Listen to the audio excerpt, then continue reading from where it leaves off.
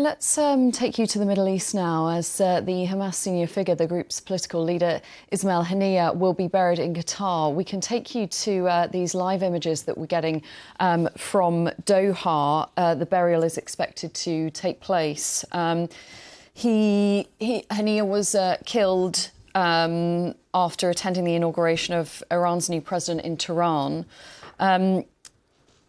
He'd actually been living in Doha, though, with other members of the Hamas political office, and he'll be buried in a cemetery in Lusail, north of Doha, after prayers in that mosque, which I assume is the Imam Muhammed bin Abdul Wahhab mosque, which is the largest mosque in the country. We saw in pictures yesterday that thousands turned out for the funeral procession in Iran, with Iran's supreme leader Ayatollah Ali Khamenei leading those prayers for the Hamas leader. Israel has not commented on that strike, which killed Haniyeh.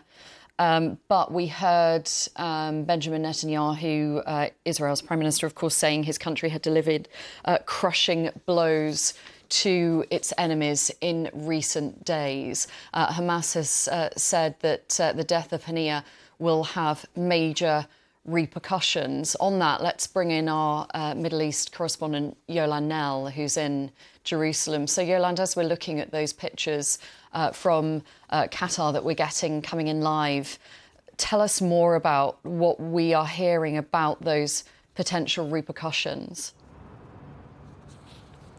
Well, certainly Israel remains on a very high state of alert security-wise. That killing of Ismail Haniyeh came on the back of the assassination of a Hezbollah commander, which Israel says was carried out in response to the Hezbollah killing of 12 children in a rocket strike in the occupied Golan Heights last weekend. And the expectation really is that both strikes were really involving figures who were too senior. They cannot be ignored. There are also real security breaches as far as Hezbollah is concerned, with this commander being killed in its stronghold in the south of Beirut, and also Ismail Haniyeh, although Israel says it was not responsible, it's widely blamed for his assassination, and he was killed in Tehran inside an accommodation block that really belongs to the Islamic Revolutionary Guards there. So there is an expectation of a real response. We had last night a speech by the Hezbollah leader, Hassan Nasrallah, that was closely listened to here. He talked about how the killing of its commander meant a new phase in the conflict with Israel. And he said, too, that there would be very well-studied retaliation. He also referred to Iran. Of course, Iran is a key backer of Hezbollah. It also supports Hamas, and said that Iran could not remain silent with the killing of that Hamas leader on its soil.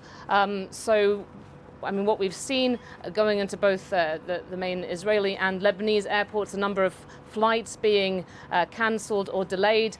We know that we had the Israeli Prime Minister Benjamin Netanyahu speaking last night to the US President, to Joe Biden. The White House said that they discussed US military deployments to support Israel against missiles and drone strikes. But we also had Joe Biden talking to reporters afterwards, and when he was asked about the killing of Ismail Haniyeh and what it meant for a ceasefire and hostage release deal, he said that it was not helpful. We're seeing more detail, too, about actually how Ismail Haniyeh was killed.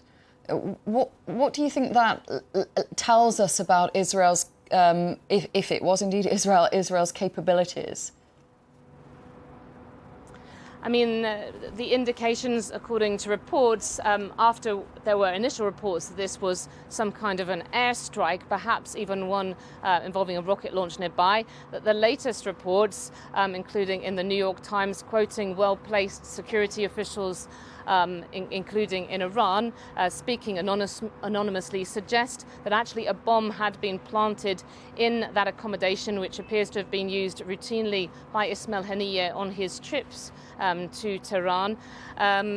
And that is what killed him and his bodyguard. It seems to have been a very precise attack, because we know that others, including other leaders of armed groups from around the region, were staying very close by, and they were not affected by this. The Iranians haven't said much officially about what exactly happened here, but this does suggest a very precise intelligence operation, and that could be another reason why Israel has not commented here.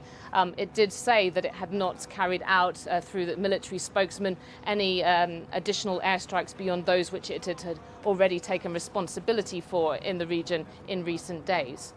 Yolanel in Jerusalem for now. Thank you very much.